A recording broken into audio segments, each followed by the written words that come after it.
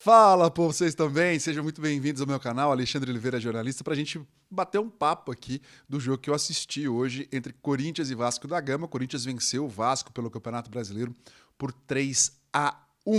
Antes de mais nada, queria pedir para você se inscrever no canal, dar aquele like, comentar, compartilhar, acionar o sininho, fazer tudo o que você já sabe que tem que fazer para ajudar, né, o canal a ficar um pouquinho mais forte. Bom, vamos falar do jogo. O Corinthians venceu por 3-1 e confesso que sem muita dificuldade. O Vasco está naquela síndrome. Para mim, é uma coisa que vai além do que apresenta em campo, uma coisa muito mais emocional às vezes, né? De conseguir fazer, construir e não conseguir terminar, né? Concluir a jogada. É muito esquisito, é muito estranho. Para o Corinthians, esse jogo foi muito mais para recuperar confiança. Não dá essa impressão? Ah, o Yuri Alberto não estava jogando bem, foi lá e fez um golaço. O Michael não estava jogando bem, estava sem confiança, foi lá e fez um gol, jogou bem, não errou passe quase. Né? E faz muita diferença para um time como o Corinthians, que está se acertando, ficando mais acertado. O PVC, o Paulo Vinícius Coelho, diz uma frase que acho que vale muito assim.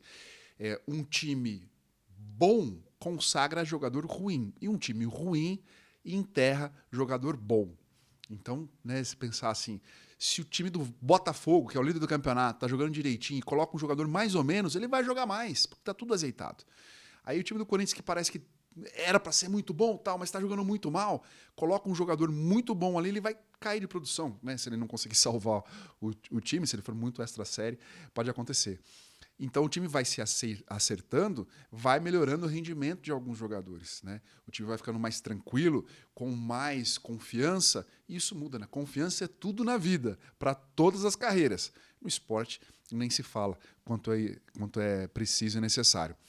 E a questão do Vasco, né, que o time tem horas que toca a bola, chega lá perto do gol, consegue armar uma jogada para finalizar. Como a jogada do Ferreira no primeiro tempo, né? Chutou para fora livre, né? Bateu alto. É jogada para matar, para fazer gol, para o time ganhar confiança. E quando faz o gol, quando, né, foi o caso do Gabriel Peck, estava 2-0 para o Corinthians, diminui para 2-1, volta no próximo ataque, sai um pênalti e é gol do Corinthians. Cara, é impressionante, me dá essa impressão, sabe? Aquela crônica de rebaixamento anunciado. Não estou falando que o Vasco vai ser rebaixado, né? Não estou aqui prevendo nada. Mas a sensação é que para sobreviver a essa dificuldade, uma coisa mental tem que ser feita, além, não só os reforços que estão chegando, né? Como o Paulinho jogou hoje, né? Tem um lateral esquerdo que foi anunciado ontem, estão atrás de mais jogadores, a janela vai fechar agora no dia 2 ou dia 3, se eu não me engano. Não sei se vai dar tempo de contratar mais alguém, né? Mas o time basicamente é isso. Então tem que mudar não só a forma de jogar, né, mas principalmente a postura do time, de encarar, né, a situação. E a situação do Vasco é delicada. O time tem 9 pontos. 9 pontos. Né? Essa foi a 17ª rodada, né, para alguns times, né, para outros a 16ª. Né? O Vasco chegou a 16 jogos, tem um jogo a menos, tal, mas tem 9 pontos. O primeiro time fora da zona de rebaixamento é o Goiás, que tem 15 pontos. São 6 pontos de diferença. É muita coisa, é muita coisa. Outro dado que me deixou bem assustado é que o Vasco não ganha do Corinthians em Campeonato Brasileiro desde 2010. Não pode, né? Um time como o Vasco não pode, não pode, não pode. Alguma coisa tem que ser feita, assim. Né? É um tabu muito longo no Campeonato Brasileiro.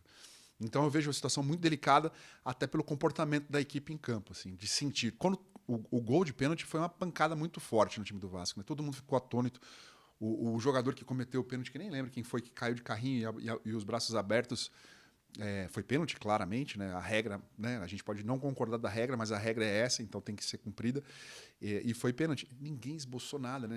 Não é nem a reclamação, mas indignação, sabe? De tão abatido que os jogadores ficaram. E para o Corinthians, né, além de fazer com que o Roger Guedes fizesse mais um gol, se tornasse artilheiro isolado da Arena, com 31 gols, passasse o Jô, enfim, para dar confiança e dar ritmo para quem não estava jogando. Conseguiu até poupar alguns jogadores. O Renato Augusto, que não estava fazendo uma grande partida, mas é um jogador que jogou livre no primeiro tempo, né? Ele não tinha marcação, ele podia ir para lá, para cá, e é o jogador de armação do time. Não tinha ninguém encostando nele ali. Tanto que ele dá um passe né, um toquezinho muito bonito para o Maicon finalizar. E eu venho falando isso aqui, né? Quando o Maicon conseguir jogar o que ele sabe, porque eu acho o Maicon melhor jogador que o Fausto Vera, por exemplo, principalmente taticamente, de se movimentar em campo. Só que ele estava muito sem confiança, extremamente sem confiança. Aí voltou a marcar, marcou gol de pênalti, marcou um gol na Sul-Americana, marcou esse, né? Então, acho que ele começa a ganhar um pouco de confiança e o time volta a ter um jogador importante, que daí ganha corpo no meio campo. As mexidas do Luxemburgo, assim, de colocar o Adson jogando e deixou o time mais leve, né? O Juan também, né? Os dois garotos, deixa o time mais leve, que esses jogadores têm a obrigação de recompor, e daí dá mais liberdade, não tanta obrigação para o Renato Augusto. Isso é muito importante para o time do Corinthians. Não sei, né? Se vai, eu acho que não vai ser esse time, porque o Matias Rojas é mais jogador que os meninos, né? Deve voltar para a equipe quando se recuperar dessa lesão, dessa torção de tornozelo. Ele mostrou nos primeiros jogos que ele é muito bom jogador, que não tem como ele ficar de fora. Mas serviu para poupar os jogadores. O Renato Augusto saiu, né, no intervalo do primeiro tempo, foi poupado para terça-feira, se é que vai jogar na terça-feira, porque a Sul-Americana o time vem jogando com os moleques. Então foi um time que pôde administrar uma situação. Né? E isso, pensar, né, no Campeonato Brasileiro, com um jogo na terça-feira, é excelente. O time ganhar de 3-1 com tranquilidade, sem fazer muito esforço, sem sofrer tanto. Né? Jogou com o Bruno Mendes na lateral, depois entrou o Fagner no segundo tempo. Conseguiu mexer bastante no time, e não por questões táticas, mexeu para dar ritmo para jogadores, para poupar algum. Cara, não é todo jogo que se faz isso. Então, para o Corinthians foi um ótimo resultado, o time chega à 14ª colocação, 19 pontos, vai respirando, né? Tem um jogo a menos, aquele jogo que falta contra o Grêmio a ser disputado. Então o time pode, né, até terminar o primeiro turno, faltam 2 rodadas, né, para o Corinthians 3, numa colocação de meio de tabela para cima, se tudo der certo. Né? O time chega a 7 jogos sem derrota, contando Sul-Americana e Copa do Brasil e Campeonato Brasileiro. Então é um time que está se acertando. Falta muito? Falta muita coisa ainda, né? Ser um time mais agressivo em alguns momentos, né? Mas eu acho que a recomposição começa a melhorar, né? E com o Renato Augusto o time ganha um pensamento. Às vezes, eu já fiz muito jogo na beira do campo, né? E a forma do Renato Augusto falar no campo, né? Chegar e falar, corre ali, corre aqui, ele ajuda muito, muito. Às vezes ele nem toca na bola, às vezes não faz uma grande partida espetacular, né? Como, né, um jogador decisivo como ele foi no jogo contra o São Paulo pela Copa do Brasil, mas um jogador que ajuda o time taticamente. O Vasco está atrás de um jogador de meio campo, para poder, né, não estou querendo comparar, mas para poder exercer essa função pensante no time. E não foi nem por conta disso que o time perdeu hoje.